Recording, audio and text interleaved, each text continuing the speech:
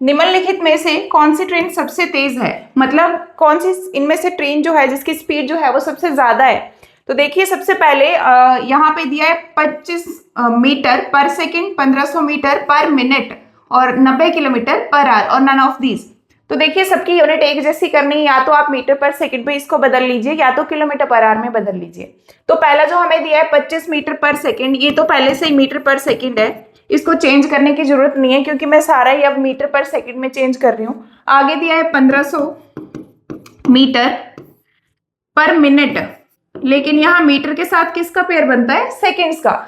तो एक मिनट, इसका क्या मीनिंग है, एक मिनट में वो 1500 मीटर जाती है। तो हमें क्या करना है, इसको सेकंड्स में चेंज करना है। तो एक मिनट में कितने सेकंड होते हैं, 60। और जब इसको कैलकुलेट करोगे तो 6 दूना 12, 6 पंजे 30। यहाँ पे भी इसका भी आंसर कितना आया है, 25 मीटर पर सेकंड। तो सेकंड ऑप्शन जो है उसका भी आंसर हमारे पास 25 मीटर पर सेकंड है। और ये थर्ड जो लास्ट है ये दिया 90 किलोमीटर पर आवर।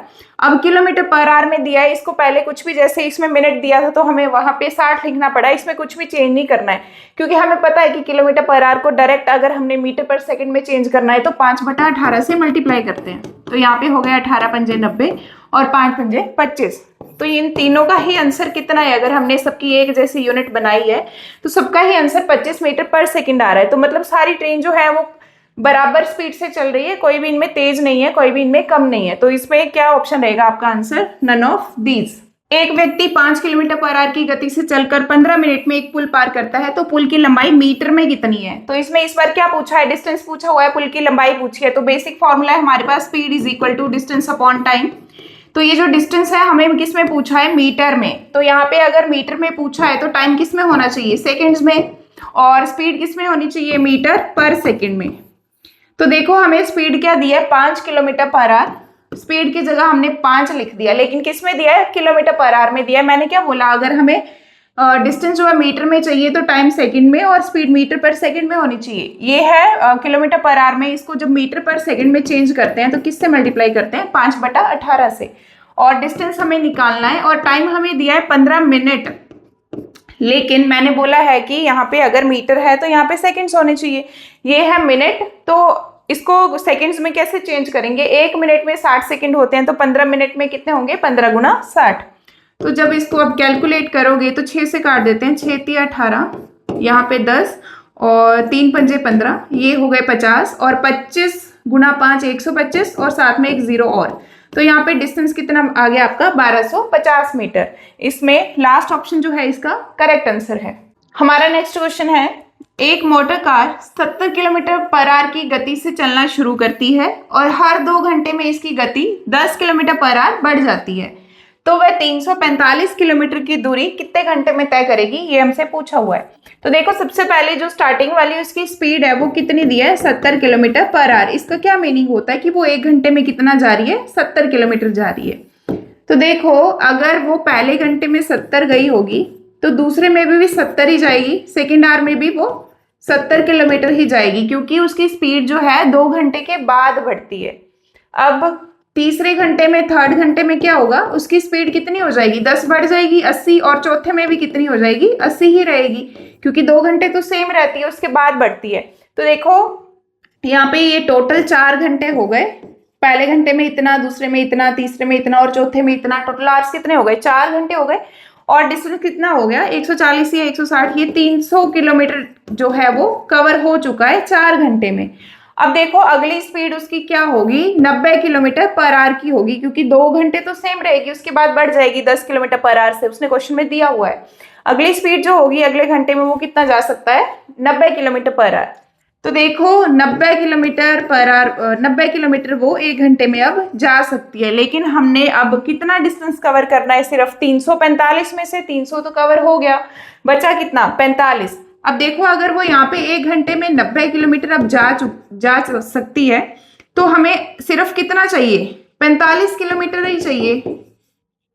उसको सिर्फ कितना भेजना है अब, 45 किलोमीटर। अगर 1 घंटे में 90 जा सकती है तो 45 कितने टाइम में जाएगी, उससे आधा, क्योंकि 90 का आधा ही डिस्टेंस हमें कवर करना है तो टाइम भी तो आधा ही लगेगा, तो आधा घंटा और लगेगा ये वाले 45 किलोमीटर कवर करने में।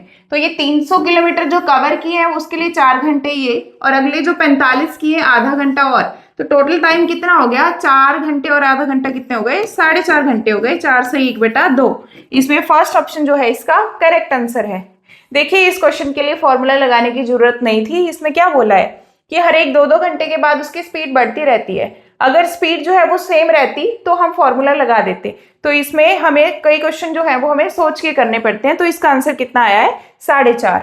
एक व्यक्ति कुल यात्रा का 3/5 भाग रेल द्वारा, 7/20 भाग बस द्वारा और शेष 6/5 किलोमीटर पैदल तय करता है, तो उसकी कुल यात्रा कितनी है। तो देखिए इसमें क्या बोला है कि कोई डिस्टेंस है, उसमें उसका 3/5 भाग मान लीजिए यहाँ से यहाँ तक है, वो रेल से तय कर रहा है 3/5 भाग, और 7/20 भाग तय कर रहा है बस से, और जो बाकी 6.5 किलोमीटर बच गया है वो तय कर रहा है पैदल।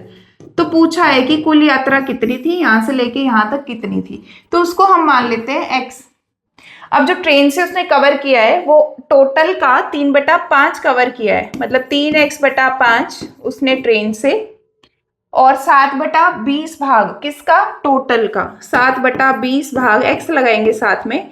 और देखो यहाँ पे हमें ये डिस्टेंस जो है ये किलोमीटर में दिया है, लेकिन यहाँ पे इसका हिस्सा दिया था, भाग दिया था। अगर हमें इसका भी भाग पता लग जाए तो हम दोनों की वैल्यू इक्वल करके उसमें आंसर हम निकाल सकते हैं। तो देखिए अगर टोटल x में से मुझे यहाँ से लेके यहाँ तक टोटल हिस्से पता है, तो मैं अगर टोटल में से यहाँ तक का हिस्सा माइनस कर दूं तो ये पैदल वाला हिस्सा आ जाएगा। तो यही हम करने वाले हैं अभी। यहाँ पे टोटल में से ट्रेन और बस का हिस्सा जो है वो माइनस करने वाले हैं। तो ये कितना आ जाएगा कैलकुलेट करके, ये 20 हो गए, ये 12x + 7x हो गए, तो ये कितना हो जाएगा 20x + 19, 20x माइनस का 19x कितना बच जाएगा, x/20। तो ये जो पैदल वाली यात्रा थी उसका मेरे पास हिस्सा आ गया है, मतलब x की वैल्यू यहाँ से निकल जाएगी। हिस्सा कितना आया मेरे पास पैदल का, x/20, लेकिन उसकी वैल्यू कितनी दी है, 6.5 दी है। तो इसमें हमारे पास अब x की वैल्यू आ जाएगी 20 × 6.5, तो वो कितने हो गए, 130 किलोमीटर। तो इसमें लास्ट ऑप्शन जो है इसका करेक्ट आंसर है। अब देखिए ये जो है इसका बेसिक मेथड है, मैं आपको इसका शॉर्ट ट्रिक बताती हूँ। देखो शॉर्ट ट्रिक में क्या है, एक 3/5 भाग दिया है, एक 7/20 भाग दिया है।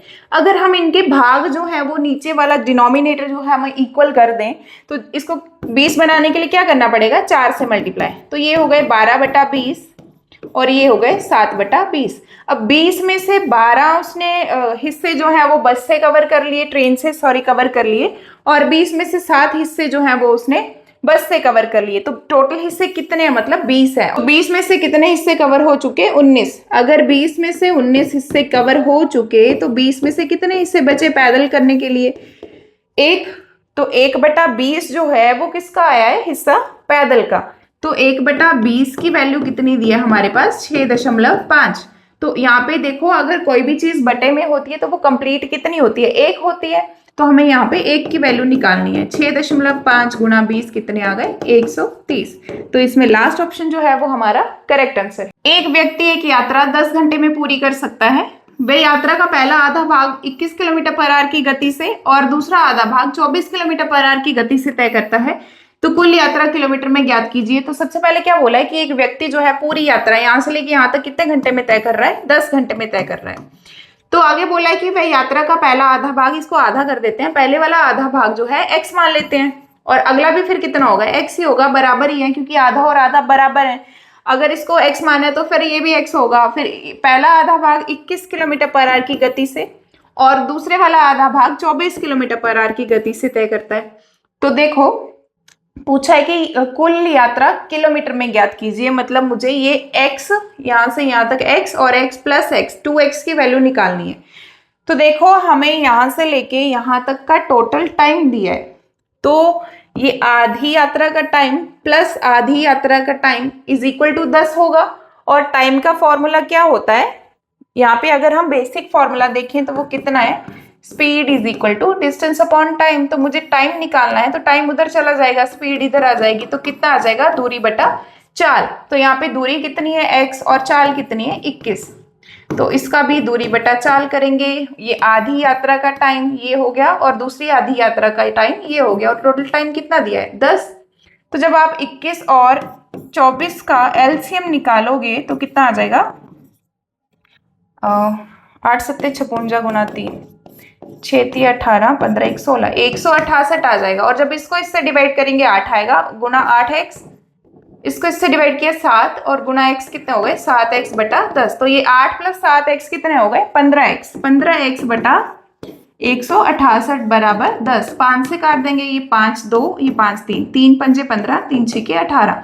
तो x की वैल्यू यहाँ से कितनी आ गई 56 गुना 2 कितने हो गए 12 और 1 11।